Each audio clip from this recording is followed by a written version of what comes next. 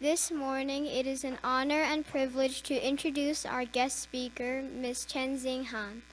Chenxing Han is the author of Be the Refuge, Raising the Voices of Asian American Buddhists, and the forthcoming book, One Long Listening, a memoir of grief, friendship, and spiritual care, both with North Atlantic Books.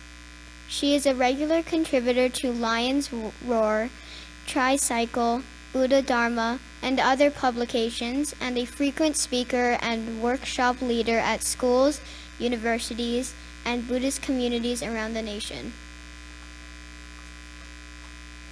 Chenxing holds a bachelor's from Stanford University, a master's in Buddhist studies from the Graduate Theological Union, and a certificate in Buddhist chaplaincy from the Institute of Buddhist Studies in Berkeley, California.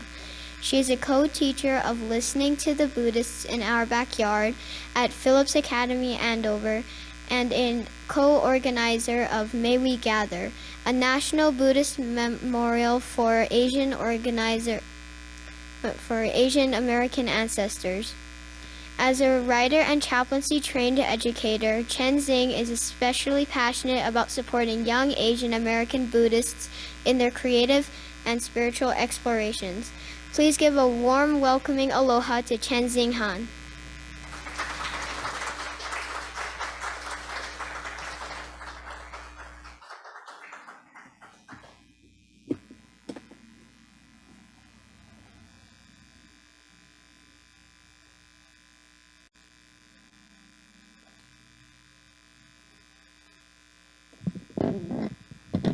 Thank you so much, Alyssa, for that warm introduction. And thank you, Reverend Higa, for the kind invitation to join you all today for this year's Bodhi Day service. I'm really humbled and grateful to have the opportunity to share some of my personal reflections on awakening for today's auspicious service. So I have a very simple PowerPoint, which I want to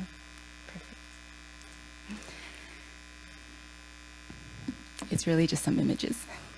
So I thought I'd open with a question that often comes to my mind. What brought you here to this moment? I don't mean what the make and model of your car is, although that could be part of your answer. If we were asking this question collectively, we might wonder, what are all the causes and conditions that made it possible for us to gather here today? Well, we could spend the rest of our lives untangling this question, the answer to this question.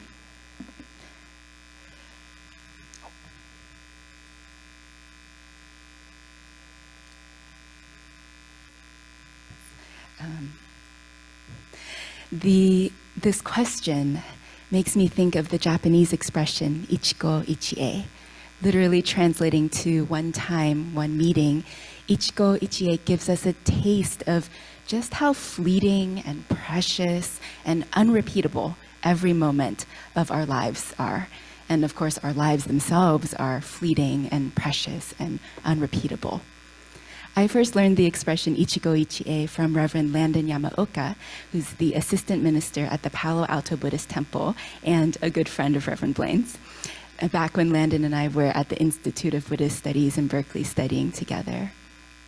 After Landon taught me the expression, I seemed to encounter it everywhere.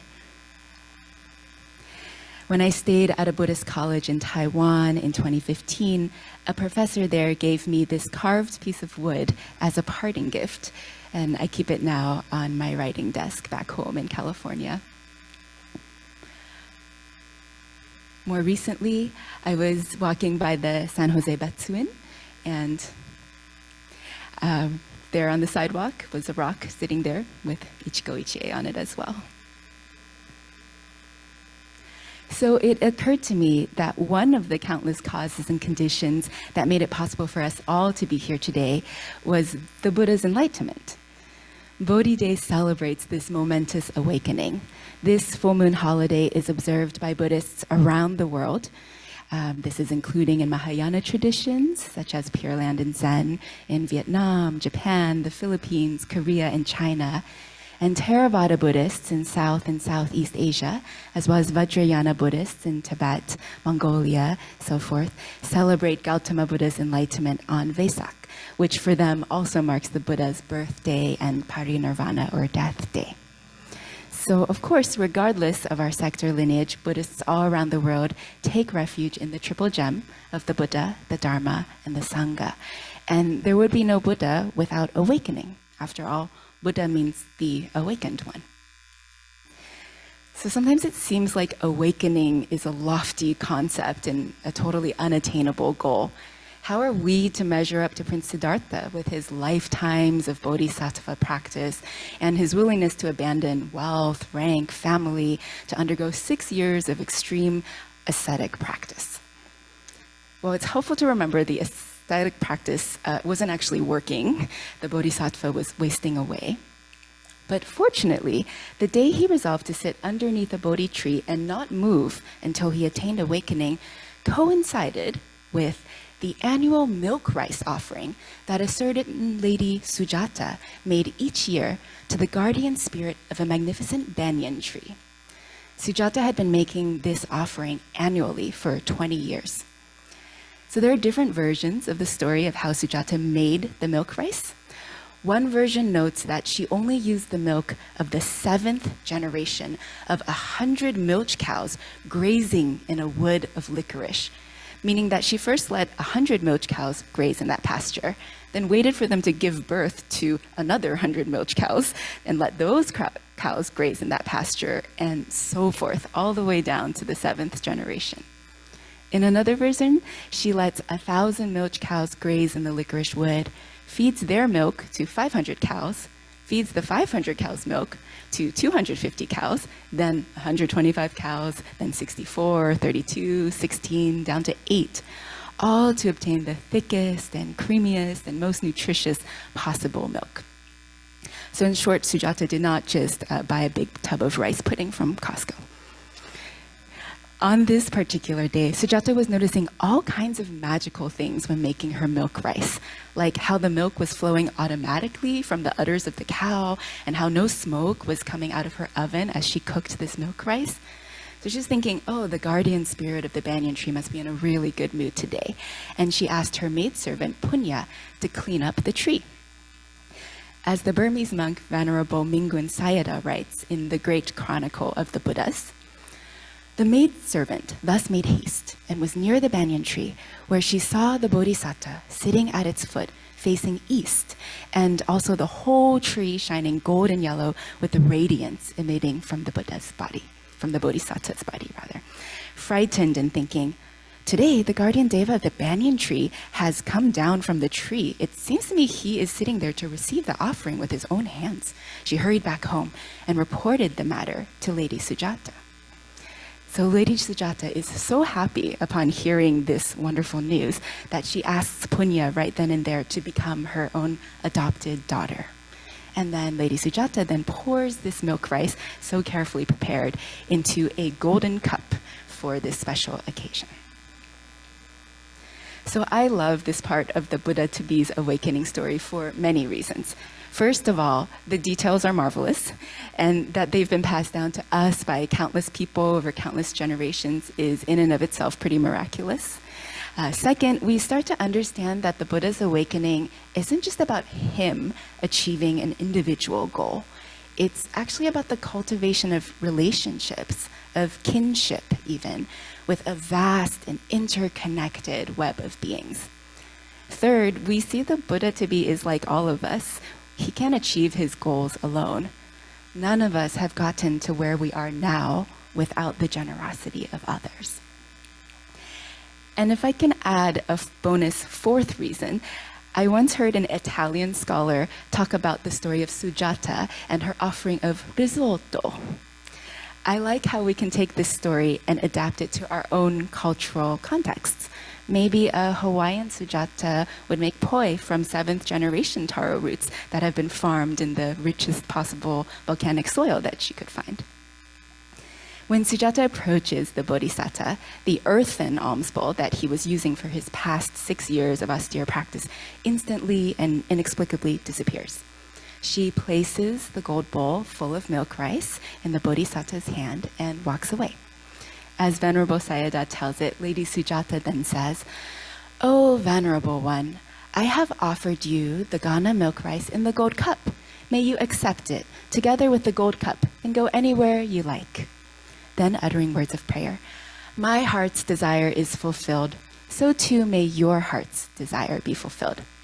She departed without showing the least concern for the gold cup, which was worth 1 lakh, as if it were a withered leaf.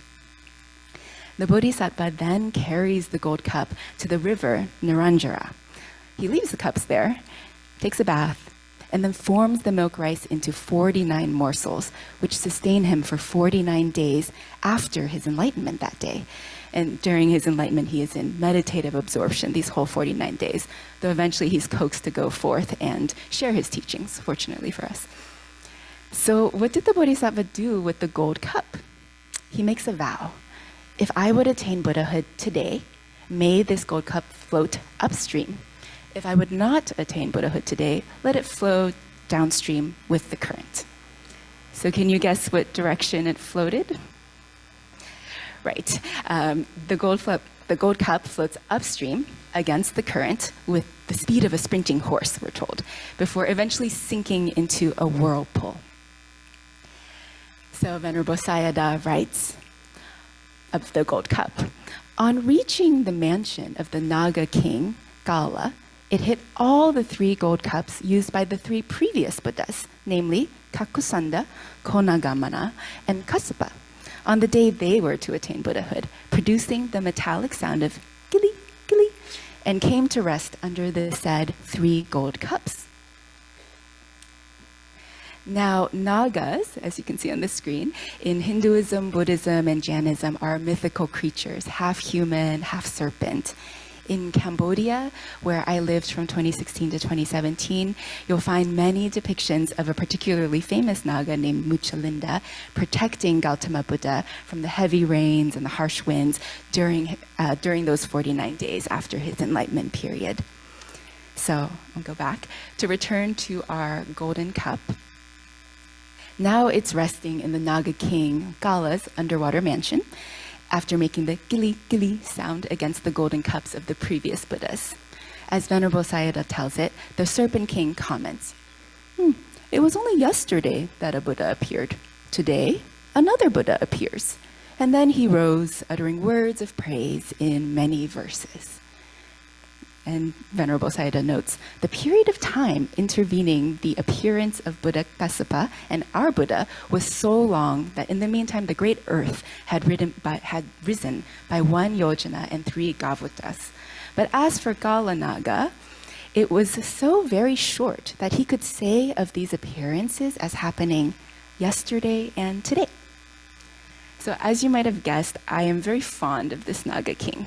This story makes me think that maybe awakening doesn't have to be a rare occasion that only happens to special people every few eons. Maybe if we change our perspective to that of the Nagas, it's happening daily. This makes me think of a story that I write about in my forthcoming book, which is titled One Long Listening, a memoir of grief, friendship, and spiritual care. So I have a galley copy of the book, so I thought I would just read a very short section from it. Bodhisattvas respond to our prayers. To what extent do you agree with this statement? One of the Japanese American Shin Buddhists I interviewed suggests all people can be bodhisattvas, and prayers don't have to be silent or private. So anytime you ask someone for help and receive it, a bodhisattva has just responded to your prayer. I love this idea that we can always be bodhisattvas, any moment, any day, just by asking for help and receiving it. In a similar vein, if we open our hearts and minds to the possibility of awakening in everyday life, we might just find ourselves awakened. The possibility of awakening lies in our capacity to listen fully and to dwell in gratitude for the unrepayable gifts that have made it possible for us to be here in this very moment.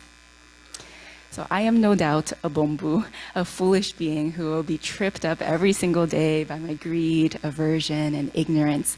But I can also take inspiration from Sujata, giving to others with great love and care, cultivating a heart of gratitude and celebration. I can take inspiration from Galanaga and rejoice at how regularly I'm receiving the good news of awakening.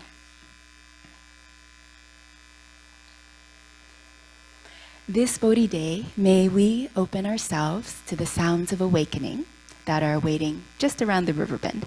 Gilly, gilly. Maybe that sound is a grandchild's laugh. Maybe it's a sibling's shout of triumph.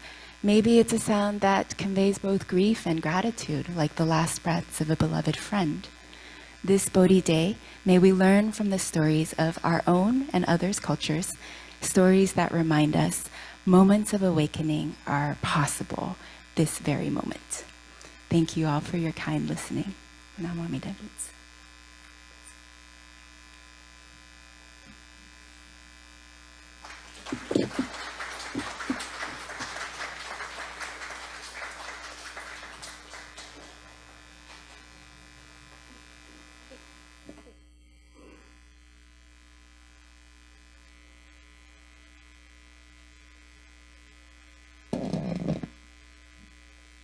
Thank you for your message, Ms. Han. Harrison